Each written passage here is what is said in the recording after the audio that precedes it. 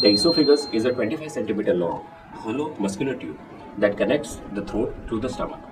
When a person swallows, the walls of the esophagus squeeze together to push down food into the stomach. Esophageal cancer is the 8th most common cancer in the world. In 2020, nearly 6 lakh people were diagnosed with esophageal cancer.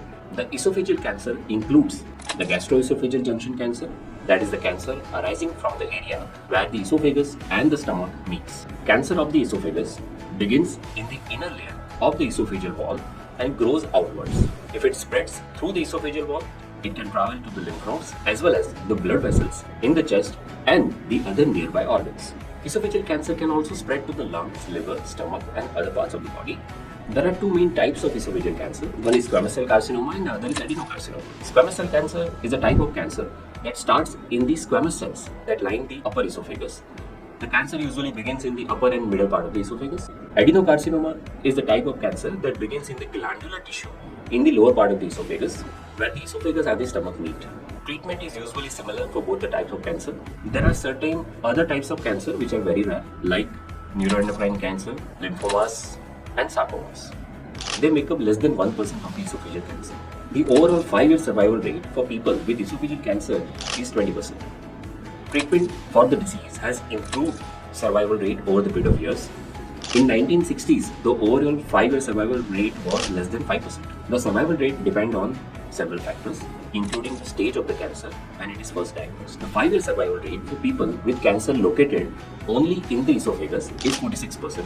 The 5-year survival rate for those with disease that has spread to the surrounding organs and lymph nodes is 26%. If the disease has spread to the distant part of the body, the survival rate drops down to 5%. Why does esophageal cancer occur? The following factors may raise a person's risk of developing esophageal cancer. The first is aging. People between the ages of 45 to 70 have the highest risk of esophageal cancer. Men are 3 to 4 times more likely than women to develop esophageal cancer. Using tobacco in any form, such as cigarettes, cigars, chewing tobacco, and snuff, raises the risk of esophageal cancer, especially squamous cell carcinoma. Heavy alcohol drinking over a long period of time increases the risk of squamous cell carcinoma of the esophagus, especially when it is combined with tobacco use. Barrett's esophagus is a condition that develops in some people who have chronic gastroesophageal reflux disease. In other terms, it is called inflammation or swelling of the lower esophagus, also termed as esophagitis. Damage to the lining of the esophagus causes the squamous cells in the lining of the esophagus to develop into glandular tissue. People with Barrett's esophagus are more likely to develop adenocarcinoma of the esophagus. But here, the risk of developing esophageal cancer is still fairly low.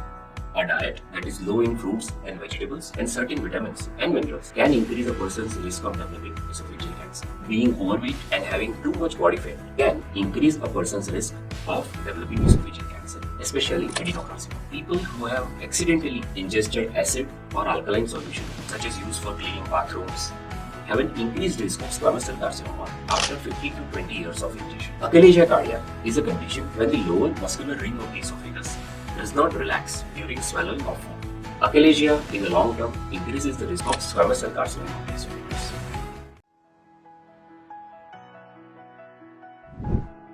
Screening for esophageal cancer. Dysplasia is a medical term used to describe the presence of abnormal cells within the tissues. It is diagnosed by biopsy.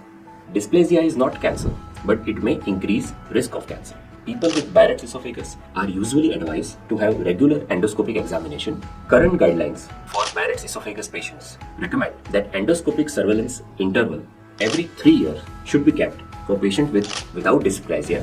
Patient with low-grade dysplasia, endoscopy should be done every 6 monthly and every 3 monthly for patient with high-grade dysplasia. The regular screening test to find esophageal cancer in people without any symptom or without any evidence of Barrett's esophagus is not recommended. The symptoms of esophageal cancer can be as of the following: difficulty and pain with swallowing, particularly when eating bread, raw vegetables, or meat. As the tumor grows, it can block the pathway in the food pipe, and even the liquid may be difficult to swallow in advanced cases. Pain, pressure, or burning in the chest, food regurgitation, frequent choking on the food, unexplained weight loss. When the tumor grows, it sometimes affects the windpipe, which can lead to coughing or hoarseness of voice. Sometimes people with esophageal cancer do not have any symptoms that I have described. The symptoms that I have described may be seen in patients who have some other common conditions of food pipe like gastroesophageal reflux disease or achalasia cardia.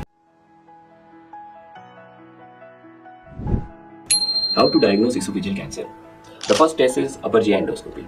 An endoscope is a thin, flexible tube with a light and a video camera at its end, which is passed down the throat into the esophagus while the patient is sedated. If there is any abnormal looking area, a biopsy will be performed to find out if it is cancerous or not. Biopsy is actually removal of a small amount of tissue from the suspicious area for the examination by a doctor called pathologist into the laboratory under the microscope. The doctor will usually give report within 2 to 5 days. The next test is endoscopic ultrasound. This procedure is usually performed at the same time as the upper GI endoscopy. The test is used to find out if the tumor has grown into the wall of the esophagus, how deep the tumor has grown, and whether the cancer has spread to the nearby lymph nodes or nearby structures. This test can also be used to help get a tissue sample from the lymph nodes. Computer tomography scan, also called CT scan, it creates pictures of inside of the body using X-rays taken from different angles. The CT scan can be used to measure tumor's location, length and extent. Usually a special dye called a contrast medium is given before the scan to provide better details. This dye is generally injected into a patient's vein. PET CT scan. PET CT scan, also called a PET CT scan, usually combined with a CT scan. Here, a small amount of radioactive sugar substance is injected into a patient's body.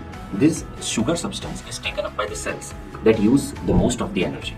Because cancer tends to use energy actively, it absorbs more of the radioactive substance. A scanner then detects this substance to produce images of the inside of the body. So we can detect if the tumor has spread outside of the esophagus into other body organs. Biomarkers. These are genetic tests and molecular markers that may be done on the tumor tissue, such as PD-L1, MSI-H, and HER2. These are usually done in stage 4 cancer. The result will help guide treatment related to targeted therapy and immunotherapy.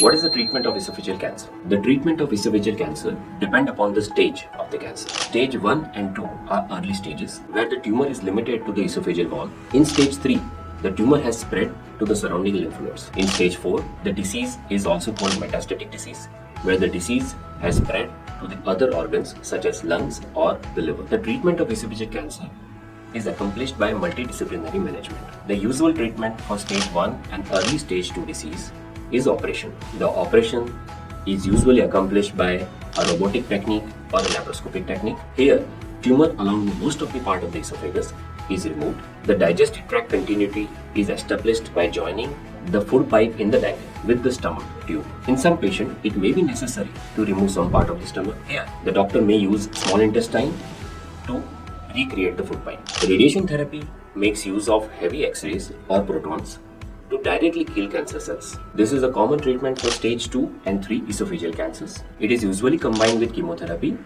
so the treatment modality goes by the name of chemoradiation. For some cancer, this may prove to be curative and no further treatment will be required. This is especially true for squamous cell cancers of the upper esophagus. For adenocarcinomas and lower esophageal squamous carcinomas, chemoradiotherapy will be followed by operation. Medicines used to treat esophageal cancer can be of 3 types: chemotherapy, targeted therapy, and immunotherapy. Chemotherapy are medicines which are given intravenously or in the capsule form. They prevent cancer cells from growing and dividing. A chemotherapy regimen or a schedule usually consists of specific number of cycles given a set period of time. A patient may receive one drug at a time or a combination of different drugs given at the same time. Targeted therapy is a treatment that targets the cancer's specific genes, proteins, or the tissue environment that contributes to the cancer growth and survival. The most commonly used are the HER2 targeted therapy and anti-angiogenesis targeted therapy. These are used for stage 4 esophageal cancers. Immunotherapy uses the body's natural defenses to fight cancer with improving immune system's ability to attack cancer cells. There are 2 types of immunotherapy drugs that are approved to treat both adenocarcinoma and squamous cell carcinoma. Their names goes by pembrolizumab and nivolumab, which in medical terminologies are checkpoint inhibitors. If the patient is not able to swallow food, then the doctors may advise to place a metal stent which will expand the food pipe. Some patients may be advised a feeding tube placement directly into the stomach or the small intestine when the stent placement is not feasible. In summary, esophageal cancer is a complex disease which requires multidisciplinary treatment. The options and sequence of treatment will be guided by your specialist cancer doctor.